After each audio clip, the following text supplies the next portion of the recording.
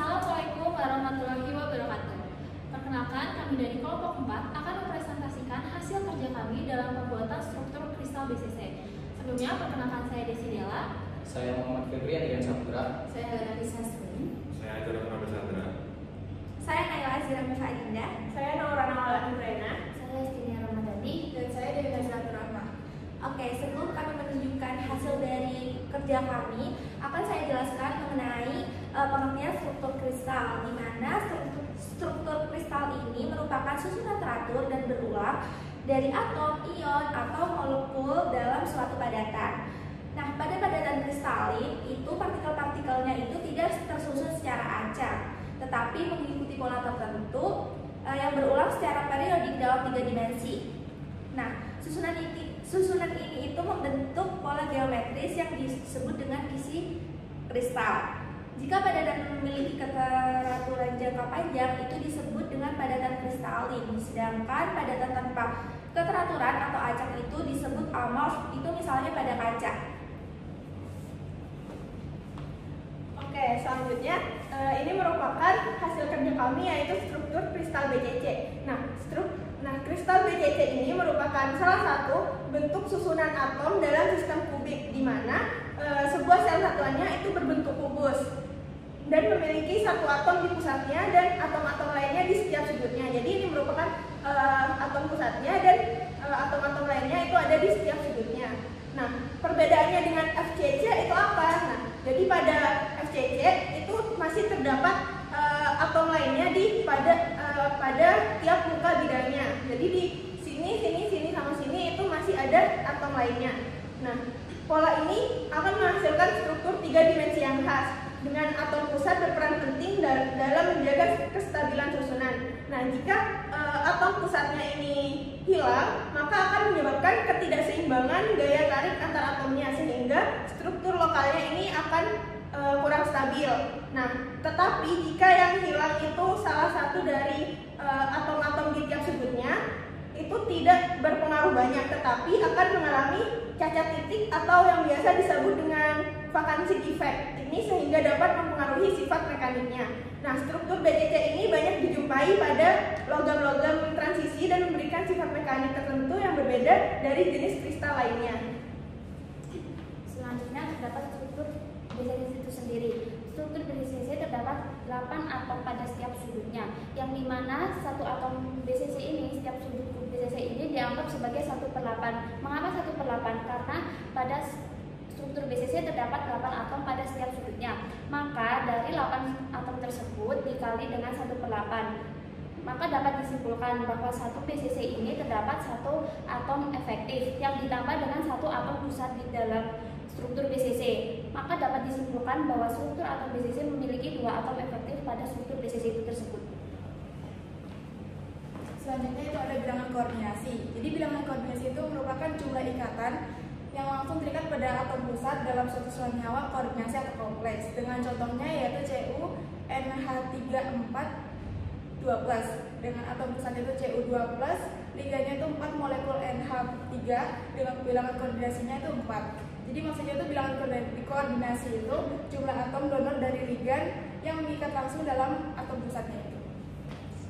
Oke, untuk selanjutnya saya akan menjelaskan tentang hubungan antara panjang kisi dan ukuran jari-jari atom. Nah, hal tersebut dapat kita lihat bagaimana atom tersusun dalam kristal ini. Nah, seperti yang kita ketahui, panjang kisi itu merupakan jarak antar kisi di dalam atom kristal, di dalam struktur atom. Nah, untuk jari-jari atom sendiri itu merupakan ukuran dari atom penyusun. Nah, hubungannya yaitu pada kubus sederhana, panjang kisi itu 2 kali lipat dari jari-jari atom. Nah, pada FCC hubungannya adalah A sama dengan 2 akar 2R. Nah, pada BCC atau yang seperti yang kita lihat di depan sini, hubungannya adalah A sama dengan 4R per akar 3. Nah, dari ini kita bisa lihat bahwa semakin besar jari-jari atom tersebut, maka semakin besar pula panjang kisi. Baik, selanjutnya mengenai efisiensi. Efisiensi ini mengacu pada seberapa efektif ruang dalam sel satuan kristal diisi oleh atom. Dalam hal ini efisiensi pengemasan pada struktur BCC dihitung dengan membandingkan volume yang ditempati oleh atom dengan volume total sel satuan, dan diperoleh efisiensi untuk BCC ini sebesar 68%. Yang artinya 68% dari volume dalam sel BCC ini diisi oleh atom, sementara sisanya 32% adalah ruang kosong. Efisiensi pengemasan yang hanya 60% ini menunjukkan bahwa atom-atom dalam struktur BCC tidak terkemas sepadat struktur lain seperti FCC. Akibatnya, logam dengan struktur BCC cenderung memiliki kepadatan yang lebih rendah dibandingkan dengan logam yang memiliki struktur FCC. Selanjutnya saya akan menjelaskan mengenai bidang geser dan arah geser dari struktur kristal BCC. Ketika sebuah logam dengan struktur kristal BCC diberi gaya seperti ditarik atau ditekan, atom-atom dalam struktur kristal BCC tersebut akan cenderung tergeser pada arah tertentu. Itu yang dimaksud dengan bidang geser dan arah geser. Nah, pada struktur kristal BCC tidak ada bidang geser yang benar-benar rapat gitu. Bidang geser itu umumnya adalah tempat di mana atau bidang di mana atom-atom itu tersusun paling rapat gitu. Pada kasus FCC itu bidang geser dari FCC itu ada di bidang indeks Miller 111. Tapi pada struktur kristal BCC itu tidak ada bidang yang di mana paling rapat atom-atomnya atau tersusun atom paling banyak di situ. Nah, umumnya pada bidang struktur kristal BCC itu tuh ada di bidang 110. Nah, itu adalah bidang di mana atom-atom tersebut cenderung untuk bergeser. Tetapi arah geser itu ditentukan oleh suhu juga, dan ya ditentukan oleh suhu. Ketika suhu rendah, atom-atom pada struktur kristal BCC cenderung untuk karena tidak memiliki gaya atau tidak memiliki cenderungan untuk bergeser karena struktur kristalnya tidak ada arah atau bidang yang dapat dituju, jadi cenderung rapuh ketika diberi gaya. Namun ketika pada suhu yang tinggi, bidang tersebut menjadi lebih fleksibel dan atom-atom tersebut dapat lebih mudah untuk bergeser pada struktur kristal BCC.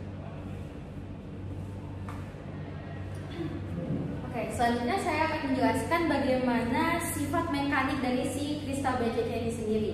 Nah, seperti yang sudah dijelaskan sebelumnya oleh rekan saya tadi, yang pertama itu kalau dibandingkan dengan struktur kristal FCC itu dia lebih longgar karena posisinya itu ada atom posat yang ada di tengah ini, dia menjadi pusatnya. Sedangkan kalau di FCC itu sendiri kan ada 1, 2, 3, 4 di luarnya lagi, sehingga itu semakin memperkuat dari struktur FCC itu sendiri. Sehingga untuk BCC ini sendiri strukturnya agak longgar sekitar 68% apabila dikalkulasikan, jadi tidak sepadat kristal FCC. Kemudian dia ini termasuk kristal yang kuat, tapi dia gampang rapuh di suhu yang dingin seperti yang sudah dijelaskan sebelumnya. Nah, itu juga karena kalau misalnya ada panas, dia makin mudah untuk bisa bergerak, untuk bisa berpindah. Jadi dia mudah untuk berekonstruksi. Sedangkan kalau dia suhunya dingin itu beda lagi. Jadi kalau misalnya suhunya itu dinaikkan, logam BCC-nya itu bisa lebih lentur, bisa lebih banyak bergerak gitu.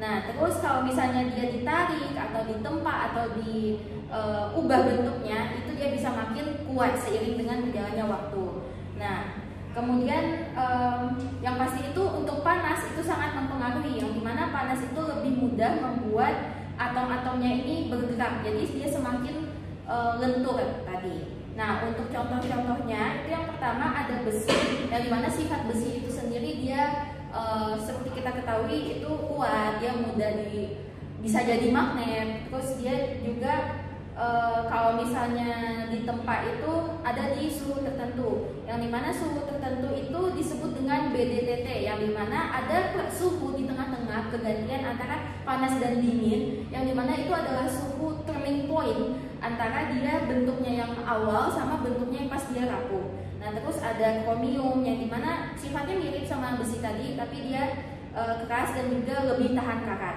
Terus ada tungsten, yang dimana dia sangat kuat, titik lelehnya itu paling tinggi dari sekian banyak BCC yang lainnya, tapi juga rapuh di seluruh ruang.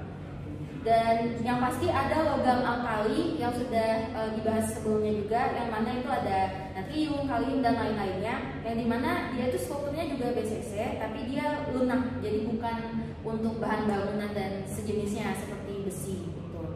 Jadi singkatnya logam BCC itu biasanya lebih kuat, tapi lebih rapuh di suhu dingin.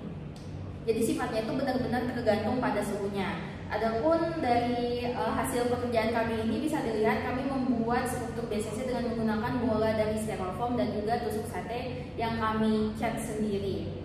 Sekian presentasi dari kami. Kurang lebihnya mohon maaf. Terima kasih dan wassalamualaikum warahmatullahi wabarakatuh.